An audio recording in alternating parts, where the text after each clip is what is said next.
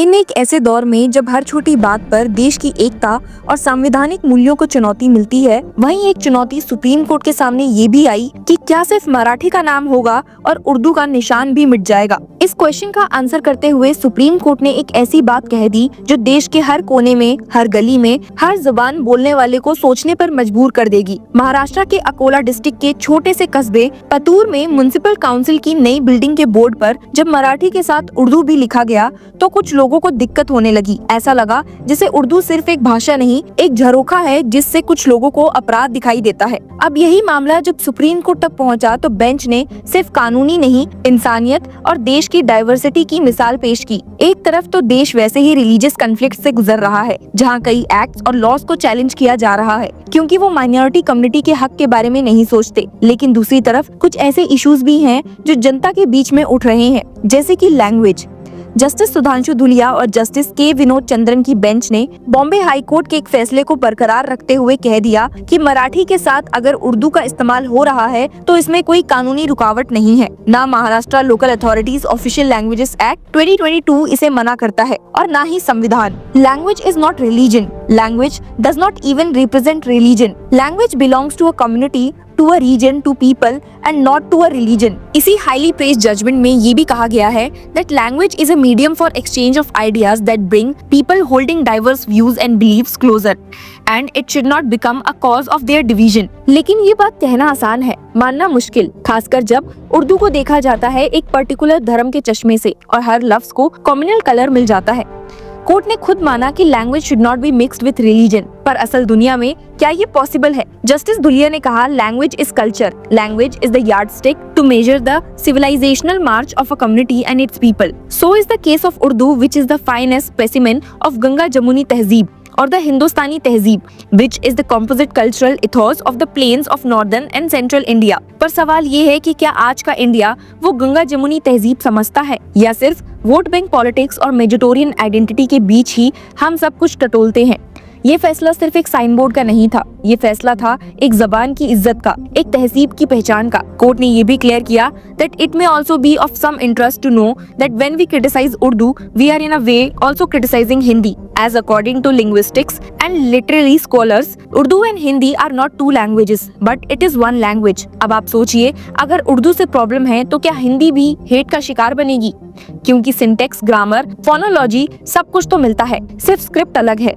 उर्दू नस्तलिक में लिखी जाती है और हिंदी देवनागरी में। कोर्ट ने तो ये तक कह दिया कि political expediency is not a linguistic reality, मतलब कॉन्स्टिट्यूशन में अगर हिंदी और उर्दू अलग अलग लिखे हैं तो वो सियासत का नतीजा है, जमीनी हकीकत का नहीं। तो फिर क्यों ये रेजिस्टेंस है? उर्दू एक भाषा है या फिर एक बायस? जस्टिस धुलिया ने अमृत राय, रामविलास शर्मा और अब्दुल हक जैसे स्कॉलर्स का जिक्र किया। इन्होंने बताया कि कैसे उर्दू और हिंदू की जड़ जुड़ा एक ही थी, हिंदुस्तानी, पर पार्टीशन ने सब कुछ बदल दिया। ग्रेविल ऑस्टिन के हवाले से कोर्ट ने याद दिलाया कि the constituent assembly had almost come to a breaking point while resolving the question of language। हिंदुस्तानी एक समझौता बन सकता था, पर जब देश पार्टीशन हुआ तो जबान भी पार्टीशन हो गई, उर्दू एक तरफ और हिंदी दूसरी तरफ। कोर्ट ने कहा, Hindi was now understood to be the language of Hindus and Urdu of the Muslims, which is such a pitiable digression of reality from unity in diversity and the concept of universal brotherhood। लेकिन क्या ये सिर्फ एक पुरानी कहानी है? बिल्कुल भी नहीं। आज भी जब किसी बोर्ड पर उर्दू लिखा जाता है तो कुछ लोग उसे देशद्रोह का नामचिन्ह बना देते हैं। ये वही मेंटल फ्रेमवर्क है जहां से उर्दू को मदरसा, टोपी और मीनार से जोड़ दिया गया है, नफरत की एक नैरेटिव में। पर जब सुप्रीम कोर्ट ने ये कहा that Marathi and Urdu occupy the same position under schedule 8 of the constitution, तो सिस्टम के अंदर की हिपोक्रेसी साफ दिखाई दी। ये जजमेंट सिर्फ एक रीजनल कंट्रोवर्सी नहीं है, ये नेशनल नैरेटिव को मिरर दिखाता है, एक ऐसा मिरर जिसमें इंडिया में मल्टीकल्चरल फैब्रिक से दूर भागता हुआ दिखाई दे रहा है। और जब सुप्रीम कोर्ट ने कहा कि Urdu is known as the finest specimen of Hindustani तहजीब, तो उन्होंने सिर्फ एक जुबान को नहीं बल्कि एक तहजीब, एक संवेदना को जज किया। और आयरनी देखिए, ये वही लैंग्वेज है या जबान है जो कभी इंडिया के नेशनल लैंग्वेज बनने का सबसे स्ट्रॉन्ग कंटेंडर थी और आज उसके दो लफ्ज भी किसी बोर्ड पर लिखने पर कंट्रोवर्सी बन जाती है। कोर्ट ने याद दिलाया that it was a pragmatic hope nurtured by our national leaders in post-independent India that Hindustani had a very bright prospect of becoming the national language। लेकिन वो होप पार्टीशन के साथ छिन गई और आज उर्दू या तो एक कल्चरल मेमोरी बन गया है या फिर एक कन्वीनियंट एनिमी। जस्टिस धुलिया ने जब कहा, let our concepts be clear, language is not religion. उन्होंने सिर्फ एक लीगल पॉइंट नहीं, एक मॉरल कंपास दिया। पर क्या सोसाइटी इस कंपास की तरफ देखना चाहती है? इस जजमेंट के आने के बाद एक और लेयर खुलती है कि किस तरह जुडिशरी अब एक कल्चरल कंसाइंस बन गई है। जब पॉलिटिक्स और पब्लिक डिस्क्लोजर ने फेल कर दिया है, जब नेता और मीडिया लोगों को डिवाइड करते हुए नजर आए हैं और जुबान के नाम पर, तो कोर्ट याद दिलाता है language is the yardsticks to measure the civilisational march. अगर हम अपनी जबानों से डरते रहेंगे, उनका घटनाकरण करते रहेंगे, तो ये सिविलाइजेशनल मार्क बैकवर्ड हो जाएगा। ये फैसला एक आइडियलिज्म का बबल नहीं था, ये एक डेमोक्रेटिक सोल का रिफ्लेक्शन था, जहां कोर्ट ने ये भी नोट किया that states which have Urdu as one of the official languages are Andhra Pradesh, Bihar, Jharkhand, Telangana, Uttar Pradesh and West Bengal, while the union territories which follow this practice are Delhi and Jammu and Kashmir. तो अगर इतने राज्य में उर्दू एक राजभाषा हो सकती है, तो महाराष्ट्र के एक छोटे से नगर परिषद में बोर्ड पर 2 लफ्ज उर्दू के क्यों चुभने लगे? जवाब है, ये पॉलिटिक्स है। और अगर पॉलिटिक्स का narrative often thrives on imaginative threats, तो इस बार उर्दू उस इमेजिन थ्रेट का नया पोस्टर बन गया। पर जब सुप्रीम कोर्ट ने ये साफ कर दिया कि लॉ उर्दू को मना नहीं करता और कॉन्स्टिट्यूशन उसकी इज्जत करता है, तो ये एक सिंबॉलिक विक्ट्री थी, सिर्फ उर्दू के लिए ही नहीं, हर उस जबान के लिए जो मार्जिनलाइज है, हर उस आइडेंटिटी के लिए जिसे इनविजिबल कर दिया गया है। सुप्रीम कोर्ट ने कैसा फैसला दिया, लेकिन इसका असली सवाल ये है, क्या लोगों का दिल भी बदलेगा या फिर उर्दू हमेशा एक पॉलिटिकल फुटबॉल बनकर रह जाएगी, जिसे हर इलेक्शन के पहले किक कर दिया जाएगा?